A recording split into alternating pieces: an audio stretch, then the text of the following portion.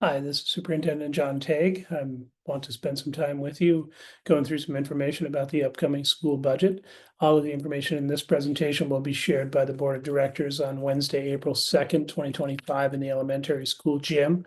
The actual vote is on April the 8th from 7 a.m. to 7 p.m. at the Fairfax Town Offices. So you want to make a plan to get to the town offices to vote. I'm doing a condensed version of the presentation, mostly focusing on the financial aspects of it, but you can see on this first slide, pictures of our students doing the great things that happen at our school, and that's work that happens at our school that's supported by our community and taxpayers, the administration, the teachers, and it's just great opportunities for our kids everywhere. So some successes and highlights. One that we're proud of is that over 90% of our K-3 students have met the literacy goal for reading at or above grade level. That's work that we intentionally do with intervention to make sure that our students are readers, because it's really important that by the end of grade 3, our students are able to read, because at that point, after they've learned to read, they shift to a place where they're reading to learn. So it's essential work, and we're hitting the mark pretty well.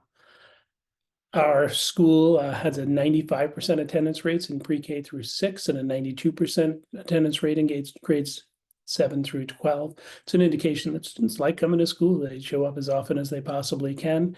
Obviously we have sicknesses and things like that, but an over 90% attendance rate is a pretty good mark. Our students have continued success in co-curricular sports, drama, music, and the arts. If you follow our Facebook page or our web page, you'll see all of the things that are going on in all of those areas, or if you come out to events that happen throughout the year. And the other highlight, success for the years that our construction projects moving ahead on schedule and under budget. We were just able to move into the 2 new additions, and that's created the opportunities to do some construction on other parts of the building. And that's part of the reason why we're not voting at the school, is that the school is, well, parking's limited, as you may have heard, and just the high school is really condensed into the front of the building, so it make it very difficult to separate voters from students, and that's not something we can have happen. So our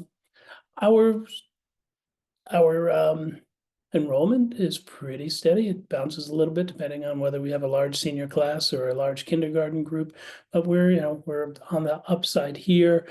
We've projected a slightly higher pre-K as we move forward, but relatively we just move the numbers along from one year to the next, and so you can see the relative stability in the size of the school over the past 3 or 4 years. So here's the numbers for the budget.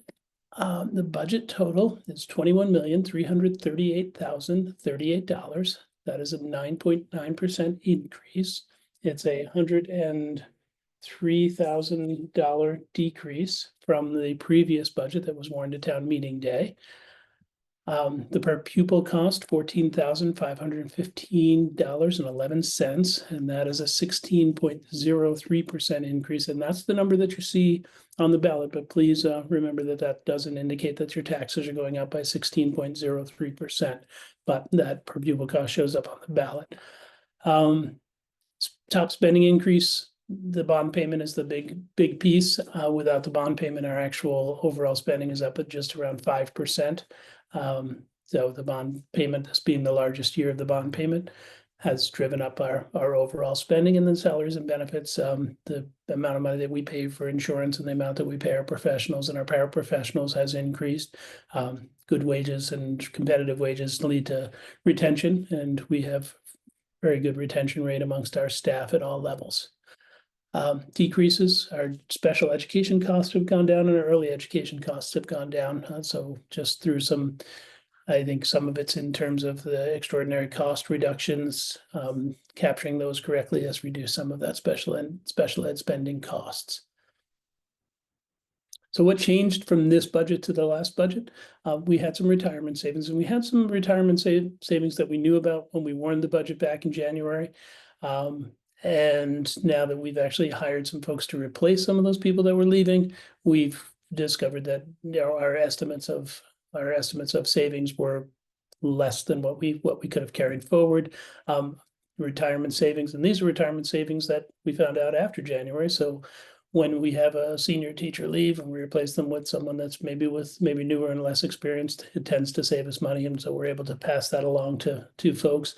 And then we have done some reprioritization of some of our expenses. The athletic trainer and potentially an additional 0.5 pre-K teacher have been removed, and we've tried to prioritize classroom intervention. And again, that intervention is what leads to our success in the, for instance, the ability to have our students be literate by grade 3 that was demonstrated in an earlier success. So we tried to, in the reductions in this place, the board tried to indicate that there was some savings to be had, but also to keep the vibrant programs and opportunities for our students intact. When we're talking about staffing, and this is data that I've shown at board meetings in October and November and December and January too, I think, that compares our staffing at BFA to the Champlain Valley schools, which are Franklin, Addison, Chittenden, and Grand Isle County, to the state of Vermont, and then to group 3 schools, which are schools that are school systems like our supervisory union that have 1,400 to 1,999 students. BFA staffing 8.6 teachers per 100 students, compared to the higher numbers in the state and the Champlain Valley.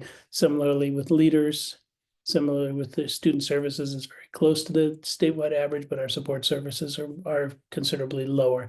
There's no magic to 8.6 being the right number, but the fact that it is lower than our region indicates that we've been doing the right work in terms of keeping our budget trim for years and years and years to make sure that we're not that we're getting the maximum value for the dollar that the taxpayer sends. Just a spread of where the money goes. Take a second to let you look at it. You can see there's secondary, there's elementary, there's the debt service. This is the bond down in this corner. Transportation cost, the SU services, so all the little slices that add up to that dollar amount. I want to just talk a minute about Vermont's statewide funding system. I'm going to move myself. I'll stay right here. Basically, Vermont has a statewide education fund, and essentially what schools do is they figure out how much money they need. We tell the state, and the state says, okay, we've got to come up with this much money, and that's where how the tax rates are developed. In this example, we're just simplifying it down to 3 schools. One school spent $20 million in the first year. Other schools spent 15, and a third school spent 10 million. That made the ed fund $45 million. So the state had to figure out how we're going to raise $45 million. Here's what the yield is. Here's what the tax rate is. And we carried on. In the next year, this first school said, we need $500,000 more. The middle school said, we'll stick with the 15 million. And the last school said, well, we can live with $250,000 less for whatever reason. The net impact on the ed fund is that there was a $250,000 increase. So what that means is that this town that reduced their spending by $250,000 is probably going to see a tax increase because the overall spending went up. This town that stayed the same is probably going to see a tax increase because the overall spending went up. And this town that spent more money is going to see a tax increase, but maybe not as much as you would think they would because of the only $250,000 increase in the tax. So like their extra spending was spread amongst the other 2 schools to create the tax rate. So your tax rates don't just depend on how much is spent in your school. So spending across the state impacts our local tax rates, paying for non-pre-K to 12 instructional items, things like the Act 166 tuition, things like the school lunch, things like the PCB testing. All of those are costs that are in the ed fund that the state has to come up with to pay for it and use to determine the tax rate. As your CLA changes, as your property value changes compared to the state, your tax rate can be impacted that way. And finally, the number of students compared to the state, as we do, Vermont uses a weighted system. So we could have the same actual number of bodies, but if some of the people move in and some move out and they have relatively different weights, so they may be from a different socioeconomic category, or they may be an English language learner, all of those things have weights. And so with a steady student body population, our per pupil numbers could change as well. And that's a way that our tax rates would change also. So here's the numbers. This year, the education spending, and this is the amount of money that we would ask for from the state that goes into the ed fund. This is after any kind of offsetting revenues from tuition and other things like that. So our education spending $17,874,638. That's a 10.5% increase. And when your spending goes up, your tax rate should go up. Our pupil count is down, and it's not down because we have less people. It's down because the state made some adjustments in the way that they count, particularly folks from a lower socioeconomic category. And so we didn't lose 69 people. We just lost the weight of 69 people. And so when you have the reduced pupil count, that increases your tax rate. When you take your education spending and divide by the pupil count, that's where you get your spending per equalized pupil. So in this case, $14,515.11, which roughly adds up, turns out to be about $82 a day. So we spend about $82 a day per student. That gets them to and from school, that gets them their breakfast and lunch, that gets math, reading, writing, social studies, science, all of their pieces, plus art, plus music, plus physical education, plus field trips, plus co-curricular activities after school, all of those things for that $82 a day. Just to give you a perspective, when I drop my dog off at doggy daycare, I think I pay about $40 a day, and he gets a fenced-in yard and shelter from the rain for that.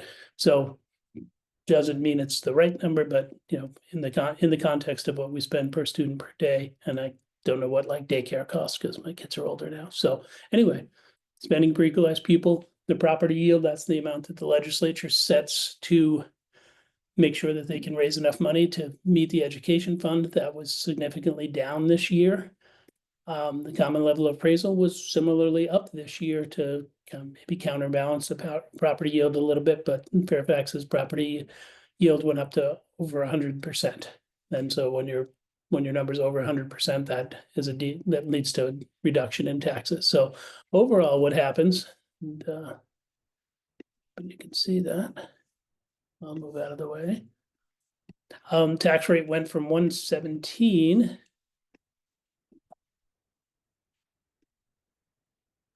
to 129. It's about a 10.04% increase in the overall taxes. So again, not that 16.03 that shows up on the ballot, but 10.04, which is a little bit of, well, considerably, it's above the state average, not 3 times above the state average, but to that 16%. Your average homeowner's taxes in Fairfax would increase by about $530.02. Now, let me get myself back out of the way. Just comparing our per pupil spending over the past couple of years in FY24, which is the 23-24 school year, we spent at $17,679 per pupil, put us number 113 out of 120 across the state. So we were in the bottom 10%, 5%, someplace in that range. Per pupil cost in FY25, the year that we're in now, is $12,509. It's considerably lower because of the new weighting system and all of that. But Fairfax is still at about the bottom third of spending across the state.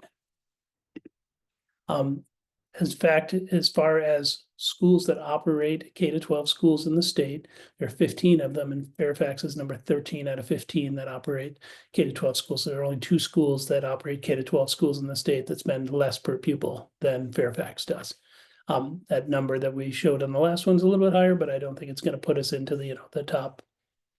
Might put us in the top half of spending, but same calculation shown just in a different way. The total expenditures, the $21,338,038. This is our offsetting revenue. The education spending number that we saw on the last slide, the pupil count, divide education spending by pupil count, gets you your per pupil cost. That's that $82 a day. Divide by the property yield, that gets your initial tax rate. The discount that was a result of legislation last year, Fairfax will get a 15-cent discount, and that's largely due to the way that our sort of our buying power with the new pupil count impacted us. The discounted homestead rate, when you subtract the discount from that, 1.5421. The CLA, again, increased considerably. So ultimately, your tax rate goes to 1.2908, which is, again, a 10.4% increase. How that impacts your average homeowner, these are the numbers. If you look at a $450,000 house, the increase is about $530. The other thing that's out there is, as the legislature is working on education reform and education restructure in the state, the governor's plan for 5 school zones and other plans that are out there. One of the things the governor wanted to do is to buy down the tax rate with an extra $77 million towards the ed fund. So if that number comes through, the yield would change, and the yield of 8,705 would result in increases more like these. So just going to flash back to the one before. So that $530 on a $450,000 house would drop down to 418, and that's speculative because there's a lot of time before the House Ways and Means sets a yield bill. But that's our indication, is the number that they would use is be 8705. The number that we have is based on an estimate from December 1st. That leads to these. The governors would lead to there, so the true answer might be somewhere in between. Article 2, which is what you'd be voting on April 8th, is shall the voters of the school district approve the school board to expend $21,338,038, which results in a per pupil of $14,515.11, 16.03% higher than the per pupil education spending for the current year. Doesn't mean we're spending 16% more money. It's just the calculation. So please remember that the 16.03 is not the actual tax increase. That's the number that's on the ballot. The actual is about 10.04, which is less. It's above the state average, but not 3 times above the state average like the 16% would have you think. Next things, we do want you to vote in person on April 8th, vote by absentee ballot. If you're concerned about traffic getting to the town office on that day, reach out to the town office and get an absentee ballot, or stop in anytime between now and the election, and you can vote right there early.